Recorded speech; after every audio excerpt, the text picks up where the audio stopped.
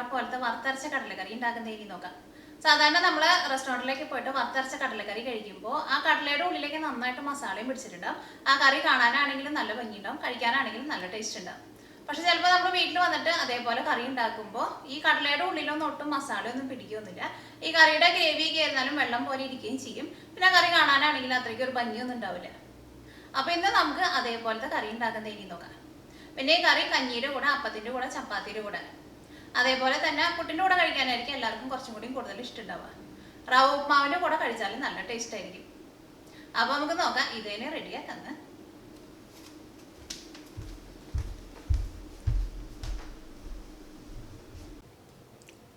ഇത് റെഡിയാക്കാൻ വേണ്ടിയിട്ട് ഞാനിവിടെ കടല എടുത്തിട്ടുണ്ട്.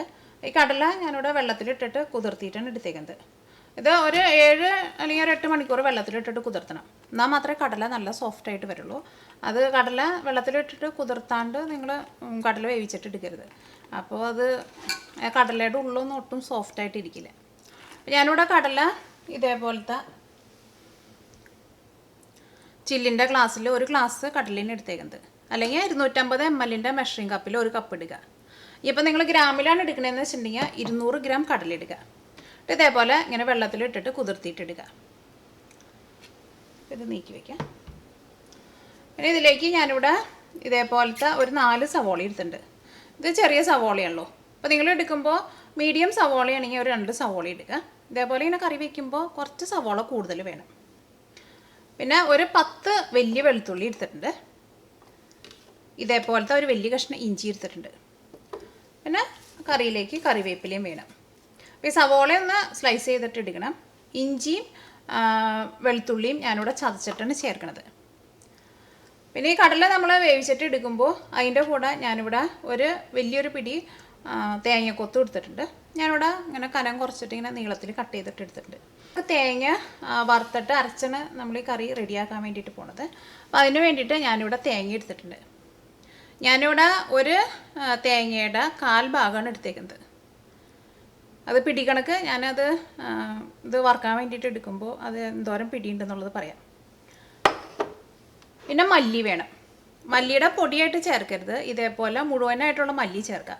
അപ്പോഴായിരിക്കും നമ്മളിപ്പോൾ എന്ത് വറുത്തരച്ച കറി വയ്ക്കുമ്പോഴായിരുന്നാലും ആ കറിക്ക് ആ മല്ലിയുടെ നല്ല ടേസ്റ്റും നല്ല സ്മെല്ലൊക്കെ ഉണ്ടാവുക. പിന്നെ ഇതിലേക്ക് സാധാരണ നമ്മൾ ചേർക്കണം മഞ്ഞൾപ്പൊടിയും വേണം, മുളകിൻ്റെ പൊടിയും വേണം. ഇതിലേക്ക് ഗരം മസാലയായിട്ട് ഞാനിവിടെ പെരിഞ്ചീരകമാണ് ചേർക്കുന്നത്. അപ്പോൾ ഈ മസാലപ്പൊടികളെല്ലാവരും ഞാൻ ഈ തേങ്ങ വറുത്തിട്ട് എടുക്കുമ്പോൾ അതിലേക്ക് ചേർക്കുമ്പോൾ അതിൻ്റെ അളവ് പറയാം. പിന്നെ ഇത് വറുത്തെടുക്കുന്ന സമയത്ത് നിങ്ങളുടെ അടുത്ത് ചുവന്നുള്ളി ഉണ്ടെന്ന് വെച്ചിട്ടുണ്ടെങ്കിൽ ഒരു 2 ചുവന്നുള്ളിയും കൂടിയും ചേർക്കാം. അപ്പോൾ ഇത്രയ്ക്ക് സാധനങ്ങളാണ് ഇത് റെഡിയാക്കാൻ വേണ്ടിയിട്ട് വേണ്ടത്. എൻ്റെ അടുത്ത് ചുവന്നുള്ളി ഇരിക്കുന്നുണ്ട്. അപ്പോൾ ഞാൻ ഈ തേങ്ങ വറുക്കുമ്പോൾ 2 ചുവന്നുള്ളിയും കൂടിയും ചേർക്കുന്നുണ്ട്. അപ്പോൾ റെഡിയാക്കാൻ വേണ്ടിയിട്ട് ഫസ്റ്റ് നമുക്ക് ഈ കടല കുക്കറിലിട്ടിട്ട് വേവിച്ചിട്ട് എടുക്കണം. കടല വേവാൻ വേണ്ടിയിട്ട് കുറച്ച് കൂടുതൽ സമയം എടുക്കുമല്ലോ. എന്നിട്ട് കടല വേവിക്കാൻ വേണ്ടിയിട്ട് വെച്ച് കഴിഞ്ഞിട്ട് നമുക്ക് ഈ തേങ്ങ ഒന്ന് വറുത്തിട്ട് നല്ല പേസ്റ്റ് പോലെ അരച്ചിട്ടെടുക്കുക. കടല വേവിക്കാൻ വേണ്ടിയിട്ട് കുക്കറിലേക്ക് കടല ചേർക്കുക. കടല ഞാനിവിടെ നന്നായിട്ട് കഴുകിയെടുത്തിട്ടുണ്ട്. ഇതിലേക്ക് വെള്ളം ചേർക്കുക. അപ്പോൾ ഞാനിവിടെ ഇതേപോലത്തെ നമ്മൾ സാധാരണ ഉപയോഗിക്കുന്ന സ്റ്റീലിൻ്റെ കപ്പുണ്ടല്ലോ, ഈ കപ്പിൽ 1 കപ്പ് വെള്ളമാണ് ചേർത്തേക്കുന്നത്. അല്ലെങ്കിൽ നിങ്ങളിപ്പോൾ ഒരു ഏകദേശം അളവിൽ ചേർക്കുക. പിന്നെ നമ്മൾ തേങ്ങയുടെ അരപ്പ് നമ്മൾ ചേർക്കുമല്ലോ, അപ്പോൾ നമ്മൾ അതിൻ്റെ കൂടെ കുറച്ചും കൂടിയും വെള്ളം കൂടി ചേർക്കും. അപ്പോൾ ഒരുപാട് വെള്ളം അങ്ങോട്ട് ചേർക്കണ്ട, കാരണം കുറേ വെള്ളം അങ്ങോട്ട് ഇട്ടിട്ടുണ്ടെങ്കിൽ കടല വേവാനായിരുന്നാലും സമയം കൂടുതലെടുക്കും.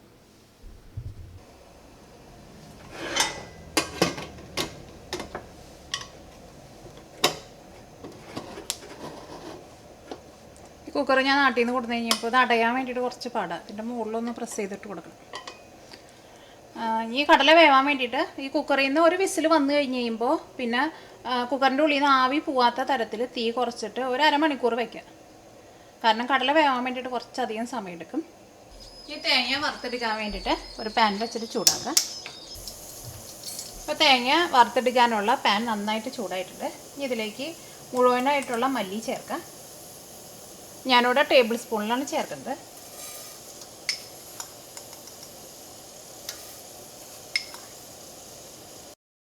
ഇതിലേക്ക് 1 ടേബിൾ സ്പൂൺ വലിയ ജീരകം ചേർക്കാം. വലിയ ജീരകം എന്ന് വെച്ചിട്ടുണ്ടെങ്കിൽ പെരിജീരകം. ഇത് രണ്ടും കൂടിയിട്ട് നന്നായിട്ടൊന്ന് ചൂടാക്കാം. മസാലപ്പൊടികൾ പിന്നെ നമ്മൾ മഞ്ഞൾപ്പൊടിയും മുളകിൻ്റെ പൊടിയാണല്ലോ ചേർക്കുന്നത്. അതിങ്ങനെ പൊടിയായിട്ടാണല്ലോ ചേർക്കുക. അപ്പോൾ അത് ഇപ്പോൾ ചേർക്കണ്ട. ഇത് രണ്ടും കൂടിയിട്ട് ഒന്ന് ചൂടാക്കുക. അത് കഴിഞ്ഞിട്ട് ഇതിലേക്ക് നമുക്ക് തേങ്ങ ചേർക്കാം.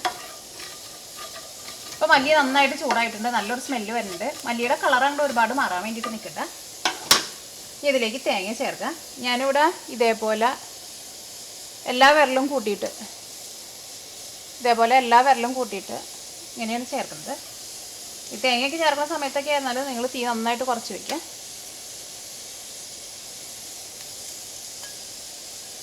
ഇതേപോലത്തെ 3 പിടി തേങ്ങയാണ് ഞാൻ ചേർത്തത്.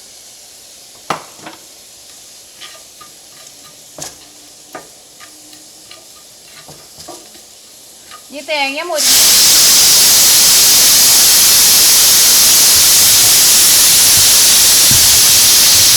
കടല വേവിക്കാൻ വേണ്ടി വെച്ചിട്ട് കുക്കറിൽ നിന്ന് ഒരു വിസിൽ വന്നിട്ടുണ്ട്. ഇതിൻ്റെ ഉള്ളിൽ നിന്ന് സ്റ്റീം പോവാത്ത തരത്തിൽ ഞാനിവിടെ ഒരു അരമണിക്കൂർ തീ കുറച്ചിട്ടാണ് വെക്കുന്നത്. ഇനി തേങ്ങ മൊരിഞ്ഞ് നല്ലൊരു ഗോൾഡൻ കളറാവണം. തീ നന്നായിട്ടാണ്ട് കൂട്ടി വെക്കരുത്. നന്നായിട്ടാണ്ട് കൂട്ടി വെച്ചിട്ടുണ്ടെങ്കിൽ ഈ തേങ്ങ ശരിക്കും അങ്ങോട്ട് മൊരിയില്ല, തേങ്ങ അങ്ങോട്ട് കരിഞ്ഞു പോകും. അപ്പോൾ ഈ തേങ്ങ വറുത്തെടുക്കുന്നതിന് അത്രയ്ക്ക് അങ്ങോട്ട് ടേസ്റ്റ് ഉണ്ടാവില്ല. ഒരു മീഡിയം ഫ്ലെയിമിലിട്ടിട്ട് വറുത്തിട്ടെടുക്കുക. പിന്നെ കഴിഞ്ഞ ദിവസം എനിക്കൊരു മെസ്സേജ് വന്നിട്ടുണ്ടായിരുന്നു. അവർ ചിക്കൻ കറി ഇതേപോലെ തേങ്ങ വറുത്തരച്ച് വെക്കുന്ന ഒരു കറി വെച്ചിട്ട് ആ കറിക്ക് മല്ലിയുടെ ഒട്ടും ടേസ്റ്റ് ഉണ്ടായിരുന്നില്ല. അപ്പോൾ അവരെന്നോട് പറഞ്ഞത് ഈ മല്ലിക്ക് പഴക്കം ചെന്നുകൊണ്ടാണോ എന്ന് ചോദിച്ചിട്ടുണ്ടായിരുന്നു. എനിക്കോണോ ചിലപ്പോൾ മല്ലിക്ക് പഴക്കം ചെന്നുകൊണ്ടായിരിക്കാം. കാരണം ഞാൻ നാട്ടിലേക്ക് ചെല്ലുമ്പോൾ ഇതേപോലെ അങ്ങനെ വീട്ടിൽ മല്ലി വാങ്ങിച്ച് വെച്ചിട്ടുണ്ടാവും. അപ്പോൾ അത് കറി വയ്ക്കാനൊക്കെ എടുക്കുമ്പോൾ ചില സമയത്ത് അതിങ്ങനെ ഒട്ടും മണമൊന്നും ഇല്ലാണ്ട് ഇങ്ങനെ പൂത്ത പോലെയൊക്കെ ഇരിക്കുന്നുണ്ടാവും. അപ്പം മല്ലിയൊക്കെ കഴിഞ്ഞാൽ എപ്പോഴും വീട്ടിൽ വാങ്ങിച്ച് വെക്കുമ്പോൾ കുറേശ്ശെ വാങ്ങിച്ച് വയ്ക്കുക, അല്ലെങ്കിൽ വെയിലത്തൊക്കെ ഇട്ടിട്ട് നന്നായിട്ട് ഉണക്കിയിട്ട് എടുത്ത് വയ്ക്കുക. ഇതൊന്ന് നന്നായിട്ട് മൊരിഞ്ഞ് വരാൻ വേണ്ടിയിട്ട് ഇതിലേക്ക് കുറച്ച് വെളിച്ചെണ്ണ ചേർക്കാം.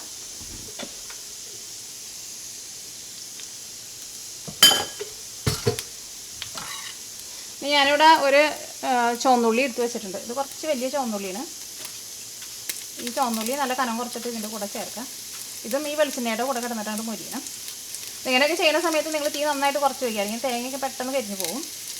തേങ്ങയ്ക്ക് എല്ലാ സൈഡും നമുക്ക് ഒരേപോലെ മുരിഞ്ഞ് കിട്ടണം. ഇതിലേക്ക് കുറച്ച് കറിവേപ്പിലയും ചേർക്കാം.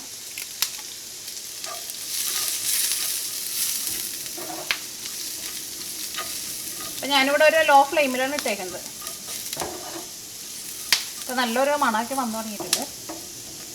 അതേപോലെ തേങ്ങയുടെ ചെറുതായിട്ടാണ് കളർ മാറി തുടങ്ങിയിട്ടുണ്ടെങ്കിൽ തീ എന്തോരം കുറച്ച് വയ്ക്കാമോ അത്രയ്ക്ക് കുറച്ച് തന്നെ വയ്ക്കണം, അല്ലെങ്കിൽ ഇത് പെട്ടെന്ന് അങ്ങോട്ട് കഴിയും. അപ്പോൾ തേങ്ങയ്ക്ക് ചെറുതായിട്ടൊരു ഗോൾഡൻ കളറായിട്ടുണ്ട്. ഇനി ഇതിലേക്ക് മഞ്ഞൾപ്പൊടി ചേർക്കാം.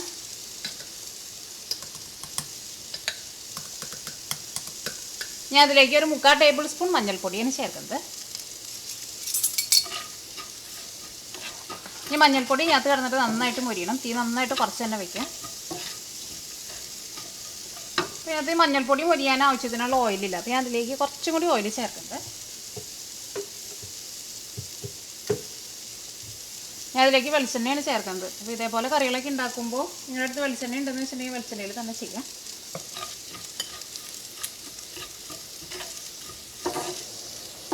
അത് നമ്മൾ ചേർക്കണ എല്ലാ മസാലപ്പൊടികളും എല്ലാവരും നന്നായിട്ട് മൊരിയണം. ഈ മഞ്ഞൾപ്പൊടി മൊരിഞ്ഞിട്ട് വരാൻ വേണ്ടിയിട്ട് എൻ്റെ വീഡിയോ സ്ഥിരം കാണുന്നവർക്ക് അറിയാൻ വേണ്ടിയിട്ട് പറ്റും. മഞ്ഞൾപ്പൊടി മൊരിഞ്ഞ് വരാൻ വേണ്ടിയിട്ട് കുറച്ച് സമയം കൂടുതലെടുക്കും. അപ്പോൾ അതുകൊണ്ട് തന്നെയാണ് നമ്മൾ ഏറ്റവും ഫസ്റ്റ് മഞ്ഞൾപ്പൊടി ചേർത്തിട്ട് നന്നായിട്ട് മൊരിക്കുന്നത്.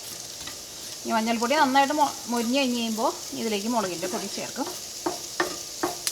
കാരണം മുളകിൻ്റെ പൊടിയൊക്കെ കൊണ്ട് ഇട്ട വഴിക്ക് തന്നെ ചൂടായിട്ടുണ്ടെങ്കിൽ പെട്ടെന്നാണ്ട് കരിഞ്ഞു പോകും. അപ്പോൾ മുളകിൻ്റെ പൊടി ഏറ്റവും ലാസ്റ്റ് ചേർത്താൽ മതി. അപ്പോൾ മഞ്ഞൾപ്പൊടി ഇതിനകത്ത് കിടന്നിട്ട് നന്നായിട്ട് മൊരിഞ്ഞിട്ടുണ്ട്. കാരണം ആ മഞ്ഞൾപ്പൊടി ഇതിനകത്ത് കിടന്ന് മൊരിഞ്ഞ് കഴിയുമ്പോൾ നല്ലൊരു സ്മെല്ല് വരും. അപ്പോൾ നമുക്ക് അറിയാൻ വേണ്ടിയിട്ട് പറ്റും മഞ്ഞൾപ്പൊടി മൊരിഞ്ഞിട്ടുണ്ടെന്ന്.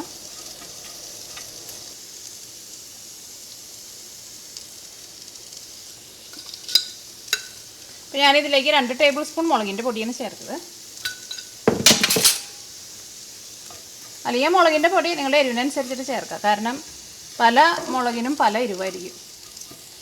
ചില സമയത്ത് നമ്മൾ മുളക് പൊടിപ്പിക്കുമ്പോൾ ആ മുളകിന് നല്ല എരിവുണ്ടാവും. ചില സമയത്ത് നമ്മൾ അതേപോലത്തെ മുളക് തന്നെ വാങ്ങിച്ച് ചിലപ്പോൾ പൊടിപ്പിക്കുമ്പോൾ ആ മുളകിന് ചിലപ്പോൾ ഒട്ടും എരിവുണ്ടാവില്ല. എനിക്ക് തോന്നുന്നു ചിലപ്പോൾ നല്ല മൂത്ത മുളകും മൂക്കാത്ത മുളകൊക്കെ ഇങ്ങനെ മിക്സൊക്കെ ആയിട്ടായിരിക്കും വരാം. അപ്പോൾ ഞാനിപ്പോൾ ഒരു ഏകദേശം അളവാണ് പറയുന്നത്. പിന്നെ ഇങ്ങനെ വറുത്തരച്ച് വയ്ക്കുന്ന കറി ആയതുകൊണ്ട് തന്നെ ഈ കറിക്ക് നല്ലൊരു കളറൊക്കെ കിട്ടാൻ വേണ്ടിയിട്ട് ഞാൻ ഇതിലേക്ക് ഇങ്ങനെ പച്ചമുളക് ചേർക്കണില്ല, മുളകിൻ്റെ പൊടി തന്നെയാണ് ചേർക്കുന്നത്. ഈ തേങ്ങ വറുത്തെടുക്കണേലാണ് ഈ കറിയുടെ ടേസ്റ്റ് ഇരിക്കുന്നത്. അപ്പോൾ തീയൊന്നും ഒട്ടും കൂട്ടി വെക്കണ്ട. അപ്പോൾ ഇതെല്ലാം നന്നായിട്ട് മുരിഞ്ഞിട്ടുണ്ട്. ഈ തീ ഓഫ് ചെയ്യാം. തീ ഓഫ് ചെയ്ത വഴിക്ക് തന്നെ ഇത് ഈ പാനിൽ നിന്ന് എടുത്തിട്ട് മാറ്റി വേറൊരു പാത്രത്തിലേക്ക് പകർത്തി വയ്ക്കണം. അല്ലെങ്കിൽ ഈ പാനിൻ്റെ ചൂടുകൊണ്ട് ഈ തേങ്ങ ഇരുന്നിട്ട് കരിഞ്ഞു പോകും. അത് നിങ്ങൾ പ്രത്യേകം ശ്രദ്ധിക്കുക.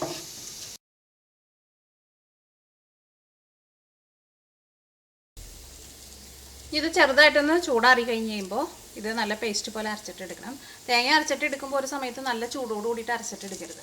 അങ്ങനെ ചിലപ്പോൾ അരച്ചെടുത്തിട്ടുണ്ടെങ്കിൽ ചൂടോട് കൂടിയിട്ട് മിക്സിയിൽ ഇട്ടുണ്ടെങ്കിൽ ചിലപ്പോൾ നമ്മൾ എത്ര മുറുക്കി പിടിച്ചാലും ചിലപ്പോൾ നമ്മുടെ മേത്തേക്കൊക്കെ തെറിക്കും. അതേപോലെ തന്നെ ചിലപ്പോൾ നല്ല ചൂടോട് കൂടിയിട്ട് അരച്ചിട്ടുണ്ടെന്നുണ്ടെങ്കിൽ ഈ തേങ്ങയുടെ ഉള്ളിൽ വെളിച്ചെണ്ണ ഉണ്ടാവുമല്ലോ, ആ വെളിച്ചെണ്ണ ചിലപ്പോൾ സെപ്പറേറ്റ് ആയിട്ട് വരും. അപ്പോൾ ഒന്ന് ചൂടാറി കഴിഞ്ഞ് കഴിഞ്ഞിട്ട് മാത്രം അരച്ചെടുത്താൽ മതി. തേങ്ങ അരച്ചിട്ടെടുക്കുമ്പോൾ പിന്നെ ഒരുപാട് വെള്ളം ചേർക്കരുത്. വളരെ കുറച്ച് വെള്ളം ചേർത്തിട്ട് അരച്ചിട്ടെടുക്കുക. കാരണം കുറേ വെള്ളം ഒഴിച്ചിട്ടുണ്ടെങ്കിൽ എത്ര നല്ല മിക്സി ആയിരുന്നാലും അത് അരിഞ്ഞു കിട്ടില്ല. ഈ സവോളയിൽ നിന്ന് നല്ല കനം കുറച്ചിട്ട് സ്ലൈസ് ചെയ്തിട്ട് എടുക്കണം. ഇഞ്ചിയും വെളുത്തുള്ളിയും ചതച്ചിട്ടെടുക്കണം. അപ്പോൾ കടല അങ്ങോട്ട് വേവാറ് ആവണുള്ളൂ. ആ സമയം കൊണ്ട് നമുക്ക് ഇതൊന്നാണ്ട് അരിഞ്ഞു വയ്ക്കാം. ഇഞ്ചിയും വെളുത്തുള്ളിയും ചതച്ചിട്ടെടുക്കുക. അപ്പോൾ ഇഞ്ചിയും വെളുത്തുള്ളിയും ചതച്ചെടുത്തിട്ടുണ്ട്. ഇപ്പോൾ കുക്കറിൽ കടല വെച്ച് കഴിഞ്ഞിട്ട് ഒരു വിസിൽ വന്നു കഴിഞ്ഞിട്ട് ഞാൻ തീ ഒരു ഇത് നന്നായിട്ട് കുറച്ച് വെച്ചിട്ടുണ്ടായിരുന്നു. അപ്പോൾ ഒരു അരമണിക്കൂറായിട്ടുണ്ട്. ഇനി ഞാൻ തീ ഓഫ് ചെയ്യാൻ വേണ്ടിയിട്ട് പോവാണ്. ഈ തേങ്ങ മിക്സിയിലിട്ടിട്ട് അരച്ചിട്ടെടുക്കുക. അപ്പോൾ തേങ്ങ നല്ല പേസ്റ്റ് പോലെ അരച്ചെടുത്തിട്ടുണ്ട്.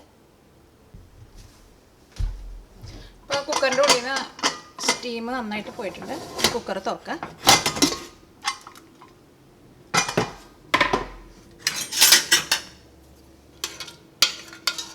ഇപ്പോൾ കടല വെന്തിട്ടുണ്ട്.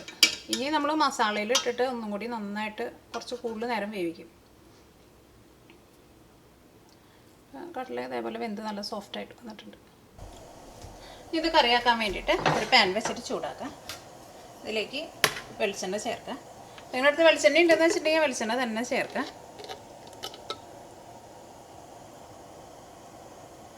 ഈ കറി ഉണ്ടാക്കുമ്പോൾ കുറച്ച് വെളിച്ചെണ്ണ കൂടുതൽ വേണം. ഇപ്പോൾ വെളിച്ചെണ്ണ നന്നായിട്ട് ചൂടായിട്ടുണ്ട്. ഇതിലേക്ക് കടുകും ചേർക്കുന്നുണ്ട്. അപ്പോൾ കടുക് പൊട്ടിയിട്ടുണ്ട്. ഇനി ഇതിലേക്ക് സവോളയും നമ്മൾ ചതച്ച് വെച്ചാൽ ഇഞ്ചിയും വെളുത്തുള്ളിയും ഉണ്ടല്ലോ അതും കറിവേപ്പിലയും ചേർക്കാം.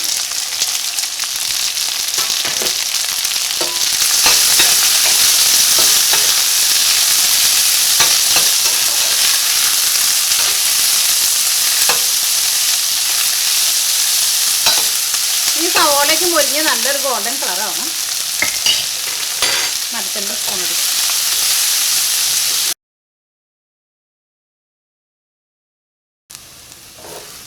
ഇപ്പോൾ സവോളയ്ക്ക് മുരിഞ്ഞ് ഒരു ഗോൾഡൻ കളറായിട്ടുണ്ട്. ഇതിലേക്ക് ഞാനിവിടെ 2 നുള്ളു മഞ്ഞൾപ്പൊടിയാണ് ചേർക്കുന്നുണ്ട്. അത് ഞാൻ എപ്പോഴായിരുന്നാലും ഇതേപോലെ സവോളയ്ക്ക് വഴറ്റിയിട്ട് എടുക്കുമ്പോൾ 2 നുള്ളു മഞ്ഞൾപ്പൊടി ഇപ്പോൾ നേരത്തെ ചേർത്തിട്ടുണ്ടെങ്കിലും ഇങ്ങനെ സവോള വഴറ്റിയിട്ട് എടുക്കുമ്പോൾ ചേർക്കും. അപ്പോൾ ഇങ്ങനെ സവോള വഴറ്റിയിട്ട് തന്നെ നല്ലൊരു സ്മെല്ലുണ്ടാവും. നമ്മളിപ്പോൾ ഓൾറെഡി തേങ്ങ വറുത്തപ്പോൾ നമ്മൾ മഞ്ഞൾപ്പൊടി ചേർത്തിട്ടുണ്ടായിരുന്നു. ഇപ്പോൾ നമ്മൾ വളരെ കുറച്ച് ചെറുതായിട്ടൊരു സ്മെല്ലിന് വേണ്ടിയിട്ട് മാത്രമാണ് ചേർക്കുന്നത്.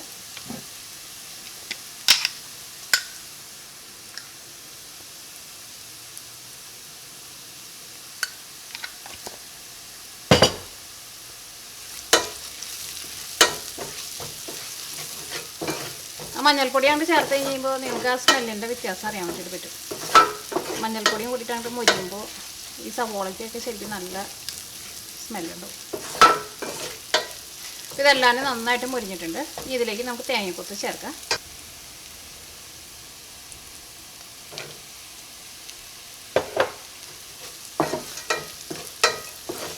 ഇനിയിപ്പോൾ ചിലവർ തേങ്ങക്കൊത്ത് ഇഷ്ടമില്ലാത്തവരുണ്ട്. ഇഷ്ടമില്ലാത്തവരുണ്ടെങ്കിൽ ചേർത്തില്ലെങ്കിലും കുഴപ്പമില്ല. പക്ഷേ എനിക്ക് തേങ്ങക്കൊത്ത് ഭയങ്കര ഇഷ്ടമാണ്.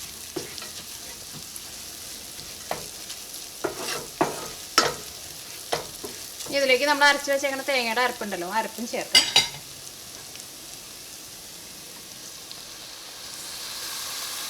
ഈ മിക്സിയുടെ ജാറിൽ കുറച്ച് വെള്ളം ഒഴിച്ചിട്ട് കുറച്ച് വെള്ളം കൂടിയും ചേർക്കാം. ഇത് നന്നായിട്ടൊന്ന് കുറച്ച് വയ്ക്കാം. ഞാനിവിടെ ഈ മിക്സിയുടെ ജാറിൽ ഒരു 3/4 ജാറ് വെള്ളം എടുത്തിട്ടുണ്ട്. വെള്ളം ചേർക്കുമ്പോൾ ഇത്തിരി കൂടി പോയാലും കുഴപ്പമില്ല. കാരണം ഈ കടല ഈ മസാലയിൽ കിടന്നിട്ട് നന്നായിട്ടൊന്ന് കുറച്ചധികം നേരം കിടന്നിട്ട് വേവണം.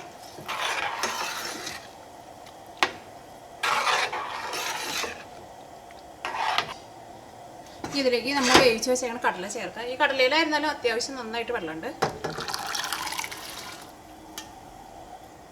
കാരണം ഈ കറി നമ്മൾ എടുക്കുമ്പോൾ ചെറുതായിട്ടൊരു ചാറിലാണ് എടുക്കുക. പിന്നെ ഈ കടല ഈ മസാലയിൽ കിടന്നിട്ട് ഒന്ന് നന്നായിട്ട് വേവുകയും ചെയ്യണം. അതാണ് ഈ കറിയുടെ ടേസ്റ്റ് എന്ന് പറയുന്നത്. അല്ലെങ്കിൽ നമ്മൾ ഈ അരപ്പ് ചേർത്ത് കടല അതിനകത്തൊന്ന് ഇട്ട് ജസ്റ്റ് ഒന്ന് തിളച്ച് കഴിയുമ്പോൾ എടുത്തിട്ടുണ്ടെങ്കിൽ ആ കറിക്ക് ഒട്ടും ടേസ്റ്റ് ഉണ്ടാവില്ല. ഈ കറിയിലേക്ക് ആവശ്യത്തിന് ഉപ്പ് ചേർക്കാം. ഉപ്പൊക്കെ എന്നാലും നിങ്ങൾ ചേർക്കുമ്പോൾ, കാരണം ഇതിങ്ങനെ കുറേ ഗ്രേവി പോലെ കാണുമ്പോൾ ചിലപ്പോൾ നമ്മൾ കുറേ ഉപ്പ് ചേർക്കും. പക്ഷേ ഫസ്റ്റ് നിങ്ങൾ കുറച്ച് ചേർത്താൽ മതി. അത് കഴിഞ്ഞിട്ട് പിന്നെ നമ്മൾ കറിയൊക്കെ ഒന്ന് റെഡിയായി ഈ ഗ്രേവിക്ക് ഒന്ന് തിക്കായി വന്നു കഴിഞ്ഞിട്ട് പിന്നെ ടേസ്റ്റ് നോക്കിയിട്ട് രണ്ടാമത് ചേർത്താൽ മതി. അതെന്തോരം സമയം വെച്ചിട്ട് നമ്മൾ ഈ കറിയുടെ ഗ്രേവിയിൽ ഇട്ടിട്ട് ഈ കടല വേവിച്ചെടുക്കണോ അത്രയ്ക്ക് ടേസ്റ്റ് ഉണ്ടാവും കറിക്ക്. അത് കറി തിളയ്ക്കാൻ വേണ്ടിയിട്ട് വെയിറ്റ് ചെയ്യുക. തിളച്ച് കഴിഞ്ഞിട്ട് മൂടി വയ്ക്കുക. ഈ കറി നന്നായിട്ടൊന്ന് തിളച്ചിട്ടുണ്ട്. ഈ കറിയിലേക്ക് തക്കാളി ചേർത്ത്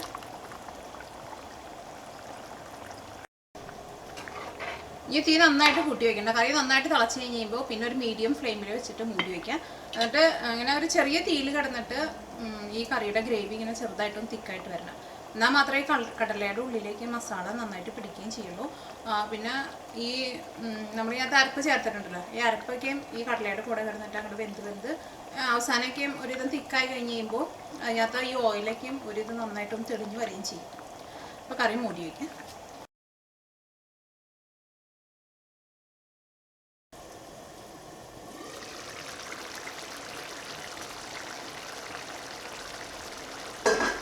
ഇപ്പോൾ കറിയിലെ വെളിച്ചെണ്ണയ്ക്ക് ഒന്ന് ചെറുതായിട്ടൊന്ന് തെളിഞ്ഞു വന്ന് തുടങ്ങിയിട്ടുണ്ട്.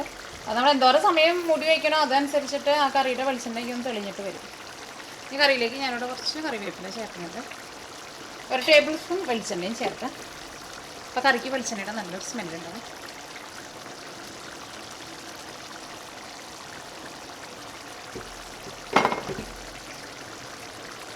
ഈ തീ ഓഫ് ചെയ്യാം. ഈ കറിയുടെ ഗ്രേവിക്ക് ആയിരുന്നാൽ ഇതേപോലെ ഇങ്ങനെ നല്ല തിക്ക് ഗ്രേവി ആയിട്ട് വന്നിട്ടുണ്ട്. ഈ കടലയുടെ ഉള്ളിലേക്ക് ആയിരുന്നാൽ നന്നായിട്ട് മസാലയ്ക്കും പിടിച്ചിട്ടുണ്ട്.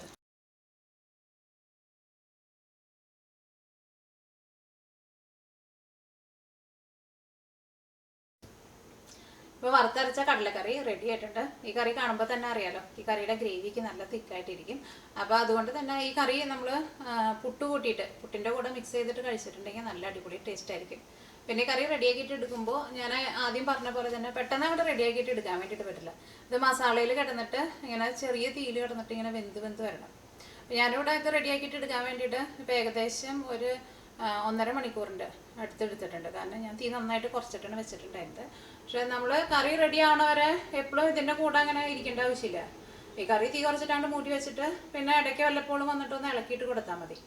അപ്പോൾ ചെറിയ തീയിൽ കിടന്നിട്ട് ആ മസാലയുടെ കൂടെ കിടന്നിട്ട് ആ കടല അങ്ങോട്ട് വേകുമ്പോൾ ആ കടലയുടെ ഉള്ളിലായിരുന്നാലും നന്നായിട്ട് മസാല പിടിക്കുകയും ചെയ്യും. നിങ്ങളെല്ലാവരും ട്രൈ ചെയ്ത് നോക്കാം. നിങ്ങൾക്ക് എല്ലാവർക്കും നല്ല ഇഷ്ടമാവും.